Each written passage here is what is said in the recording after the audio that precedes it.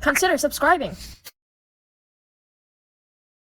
Aisha from Tajikistan. My question is regarding women's prayer. First one is in standing position. Should a woman put both of her legs together so that there is no space between them, as it's said in Hanafi school of thought? Or can she just stay like man with some space between two legs? Also, while doing ruku, they say women should bend their legs a bit. And then I would like to know what's the ruling for this. And the last one is regarding the sitting position.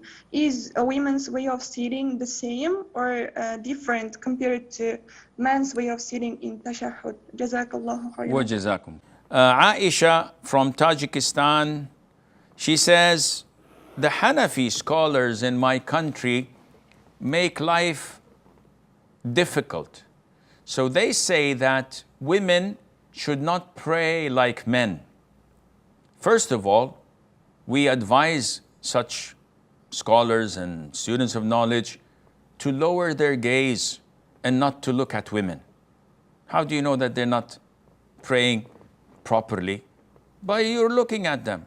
So lower your gaze and don't look at them. Secondly, the Prophet ﷺ had his female companions praying in the masjid with him and the other male companions, yet they were at the back of the masjid as far as possible, yet there were no barriers between men and women like we do have today. This meant that men coming late could easily see women offering prayer, standing in prayer. Never ever the Prophet ﷺ had instructed women to pull their legs together when standing up and not to stand normally like men or like normal people. He never told them to cave in themselves when doing ruku' or sujood, or to sit in a particular way in tashahhud. Rather, he said, pray, and this is for men and women, as you've seen me pray. Therefore, to come and claim, well, the Prophet ﷺ did not teach the women how to pray properly and to conceal themselves, but this doesn't mean that we shouldn't do this. That is a bit outrageous. A Muslim should not have the audacity to come and say and claim that I know more than the Prophet ﷺ or the companions. I'll teach women how to pray, which the Prophet ﷺ fell short from doing. A'udhu billah. Are you accusing the Prophet ﷺ of not knowing?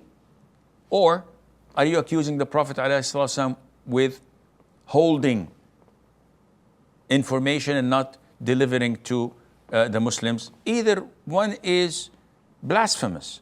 So I know that they have good intention. Good intention is not always recommended or approved.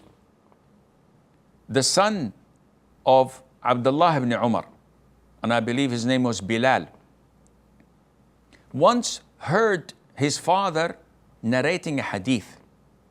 And his father said, the Prophet said, alayhi salatu wassalam, do not prevent women from attending the prayers in the masjid.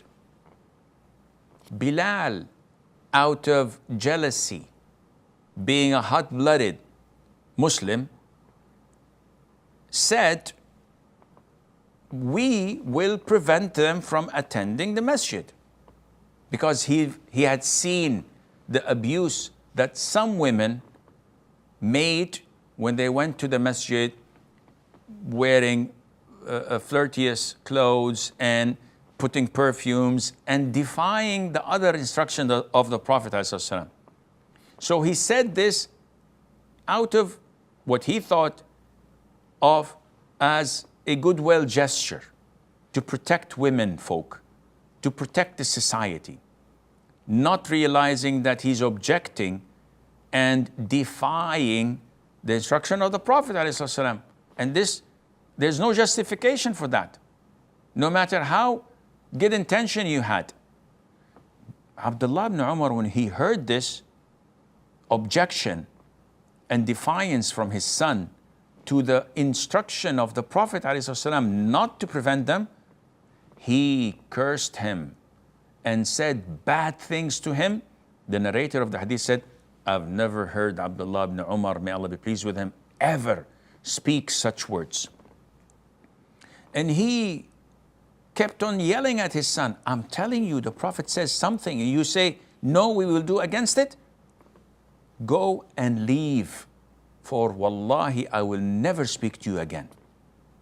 And Abdullah stood at his words and never spoke to his son, despite the numerous times of him coming to seek forgiveness and apologize, until Abdullah died and he would not speak to his son. So when we come to these scholars and what they have come up with their good intention, we may say, okay, may Allah reward you, but this is inapplicable in Islam. We follow the Quran and the Sunnah with the understanding of the three favorite generations, and what you're bringing, it does not fall under any of those, and Allah knows best.